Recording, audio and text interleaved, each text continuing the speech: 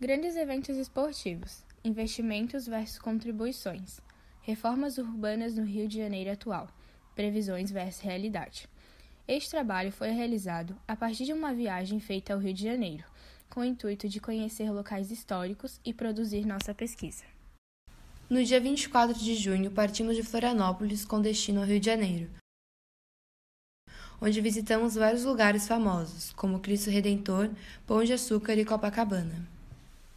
O Brasil é um país em desenvolvimento de dimensões continentais, equivalente ao tamanho da Europa Ocidental como um todo. Sediar grandes eventos mundiais são oportunidades de acelerar a montagem de infraestrutura para o desenvolvimento de países. Como sequência, o Brasil recepcionou 2 grandes eventos mundiais, esportivos e mediáticos do planeta: a Copa do Mundo da FIFA de 2014 e os Jogos Olímpicos e Paralímpicos Rio 2016. A recepção destes grandes eventos fez com que a cidade passasse por diversas mudanças estruturais, tais como a construção de ginásios, parques, acomodações para os atletas e novos meios de transporte, como o VLT e o BRT. Para os Jogos Olímpicos de 2016, foram construídos VLTs, com a capacidade de andar 50 km por hora.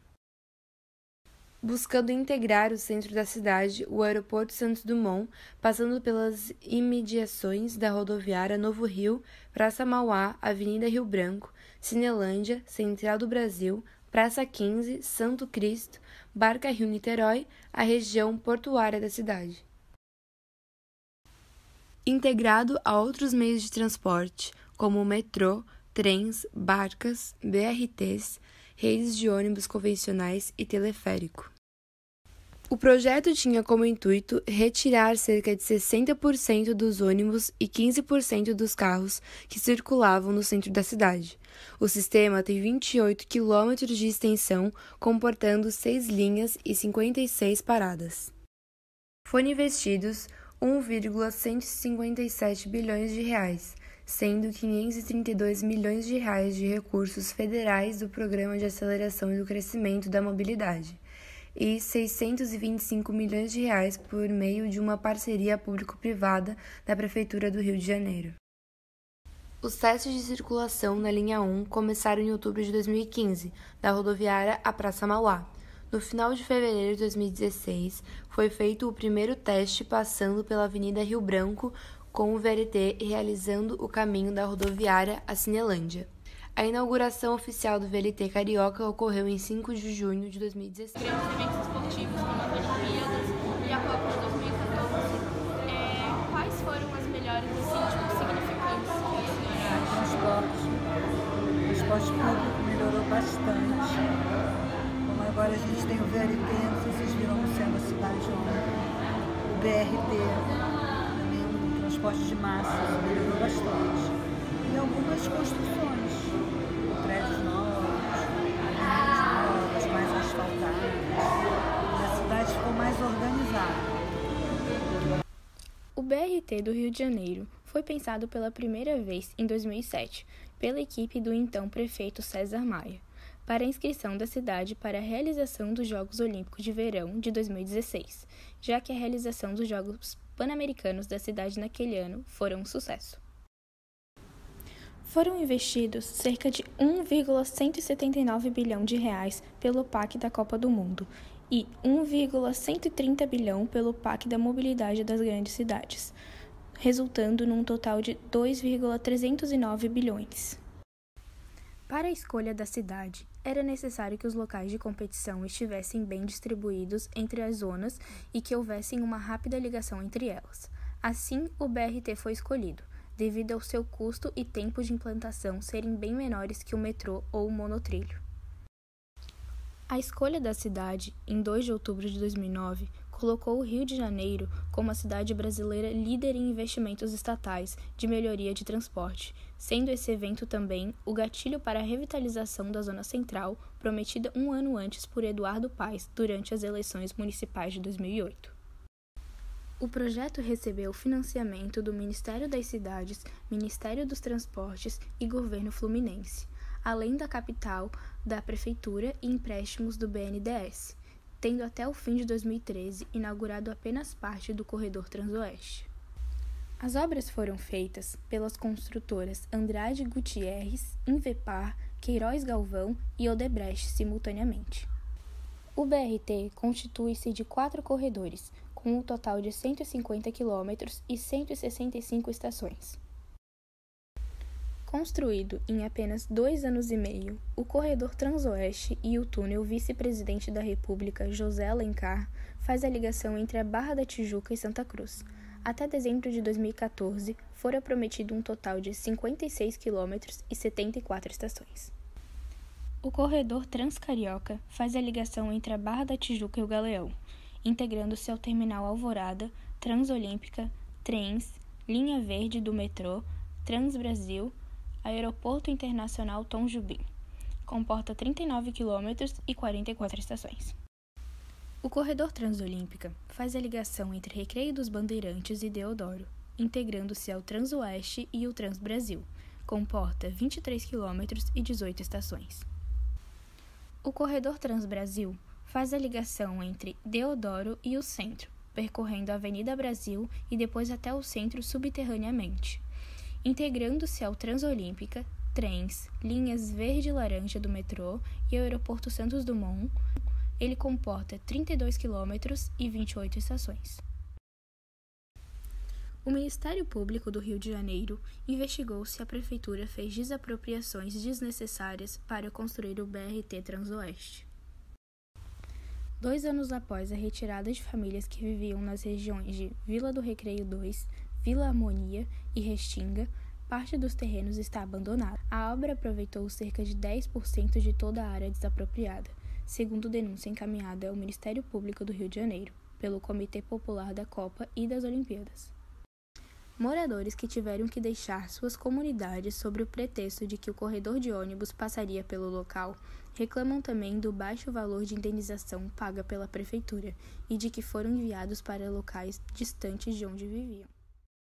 Estádio Jornalista Mário Filho, conhecido como Maracanã, inaugurado em 1950 com capacidade de 155.250 pessoas. O famoso Estádio Maracanã é um dos estádios mais famosos e importantes do mundo. O principal motivo para ser construído foi a Copa do Mundo FIFA de 1950. Em 1999, houve uma ampla reforma no grande estádio em virtude da realização do Mundial de Clubes FIFA, que aconteceria em 2000.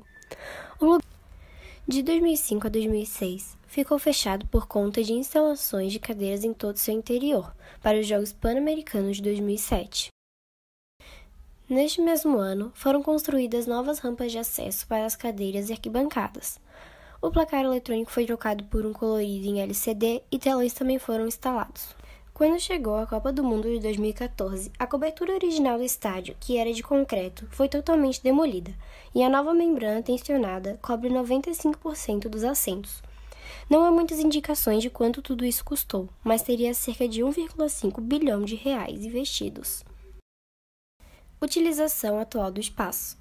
O Maracanã hoje em dia é utilizado para jogos dos times do Rio, como Botafogo, Fluminense, Flamengo e Vasco. Na parte inferior do estádio existe um espaço de visitação, onde podemos observar nomes, uniformes e títulos das lendas do futebol, como Marta e Pelé. Assim também como podemos encontrar uma sala com marcas dos pés dos jogadores, em uma espécie de concreto moldado. O Parque Olímpico da Barra da Tijuca foi construído para os Jogos Olímpicos de 2016, que aconteceu na cidade do Rio de Janeiro. Custou mais de 2 bilhões em investimentos privados e federais para ser realizado, e sofre ainda para ser viável financeiramente. Em 2017, o aluguel do espaço para eventos e outras atividades só gerou 2,3% de seu custo de manutenção anual.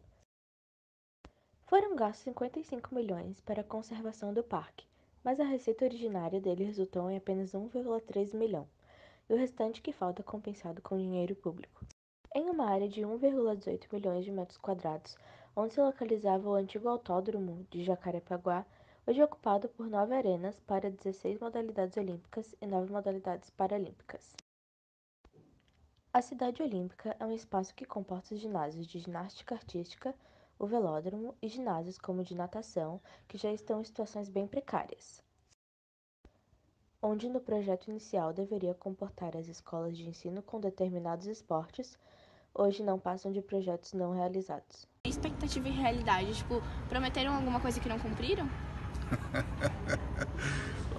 Prometeram com certeza. No projeto inicial, no caso, principalmente essa arena iria ser construída escolas. Então até hoje as escolas não foram construídas. Então existiram várias promessas que no projeto inicial até agora que não foram cumpridas. Escolas para crianças aprenderem esportes? Não, escola mesmo? E claro que as crianças iriam trabalhar no contraturno. Se você estuda de manhã, você vai ter a parte esportiva à tarde. Se você estuda à tarde, você vai ter a parte esportiva na parte da manhã. Então seria uma escola voltada para o esporte. Uma escola que iria abranger ainda mais, possibilitar essas crianças de estar dentro do espaço olímpico e ter essa facilidade de ser. E eles prometeram uma infraestrutura, alguma coisa assim, e não cumpriram? Não. Eles prometeram fazer esse espaço aqui. Não sei se eu poderia falar isso, tá, gente? Mas vocês estão vendo, tá aqui nos olhos, né? Que não tá tão perfeito como foi em 2016. Esse espaço aqui que foi feito para o Olimpíada. Esse outro, tem outro Parque Olímpico também, que é meio complicado falar, mas está deixando um pouco a desejar. Uma das grandes promessas que ajudaram a conquistar o direito de sediar a Olimpíada no Rio foram as iniciativas para o meio ambiente. As iniciativas tinham como objetivo despoluir 80% da Baía de Guanabara, que recebe por segundo 8.000 litros de esgoto e por dia 90 toneladas de lixo. O governo do Rio prometeu a melhora do saneamento básico por um programa governamental de 4 bilhões para as Olimpíadas. Sabemos que por conta dos eventos esportivos, muitos pontos da cidade são alterados com o objetivo de passar uma melhor imagem para quem vem de fora, surgindo assim a iniciativa de esconder as favelas. Um pouco antes de iniciar as Olimpíadas do Rio, a Secretaria Municipal de Turismo adesivou painéis de acrílico que imageiam a linha vermelha, que é o principal acesso ao aeroporto internacional. No outro lado do muro fica o conjunto da Favela da Maré.